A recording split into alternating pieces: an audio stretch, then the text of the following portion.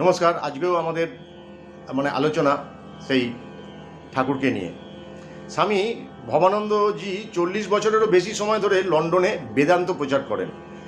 তার প্রচারে মানুষ উৎসাহিত ও আকর্ষিত হতো, কারণ তিনি সব ধর্মের সার্বজনীনতার কথা বলতেন। একদিন এক প্রধান শিক্ষক তাকে ফোন করে বলেন, মাননীয়, আমাদের তুলনামূলক ধর্মের ওপর একটি ক্লাস হয় এবং আমাদের স্কুলের বাচ্চারা হিন্দুদের ধ্যান সম্পর্কে জানতে আগ্রহী। আপনি কি বাচ্চাদের উপযোগী ধ্যান বিষয়ক ব্যাখ্যা দান করবেন? ভবানন্দজি পণ্ডিত মানুষ ছিলেন। তিনি এর উত্তরে বলেন, হ্যাঁ, নিশ্চয়ই ব্যাখ্যা করব, কিন্তু এর জন্য আপনাকে কিছু প্রস্তুতি নিতে হবে। ক্লাসে 3 জন ধর্মস্থাপকের বা ধর্ম প্রবক্তার চিত্র রাখুন, তারপর আমি ওদের ধ্যান বিষয়ে শিক্ষা দেব। ভবানন্দজি যখন সেই স্কুলে গেলেন, ক্লাসরুমে তখন 30-40 জন ছেলে ছিল। এদের মধ্যে সকলেই খ্রিস্টান। তারা সেখানে রেখেছিল রামকৃষ্ণ, যিশু ও বুদ্ধের ছবি। ভবানন্দজি বলতে শুরু করলেন, দেখো, ধ্যানের জন্য প্রয়োজন হয় একটি বস্তুর, যার ধ্যান আমরা করব। বস্তু মানে একটি চমৎকার ফটোগ্রাফ, যা তোমার চোখকে আকর্ষণ করবে। এই 3টি ছবি অতি মহৎ। এদের সম্বন্ধে চিন্তা করলে আমাদের হৃদয় মহৎ হয়ে উঠবে। এনারা হলেন 3টি ভিন্ন ভিন্ন ধর্মের মহান ধর্মপ্রবক্তা।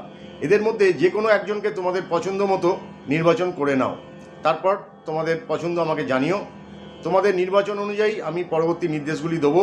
আমি তোমাদের এই ছবিগুলির বিষয়ে ভেবে নিতে 5 মিনিট সময় দিলাম। বাচ্চারা যিশু, রামকৃষ্ণ ও বুদ্ধের দিকে তাকালো।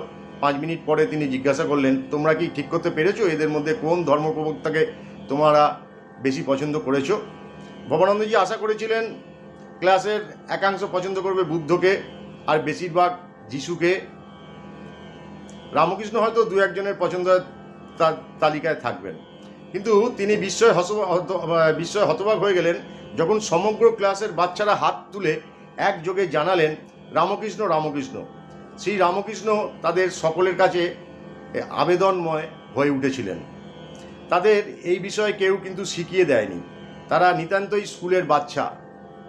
ব্যাপারটা যেন এইরকম, রামকৃষ্ণ তাদের বলেছেন, আমি রামকৃষ্ণ, আমি যিশু, আমি বুদ্ধ।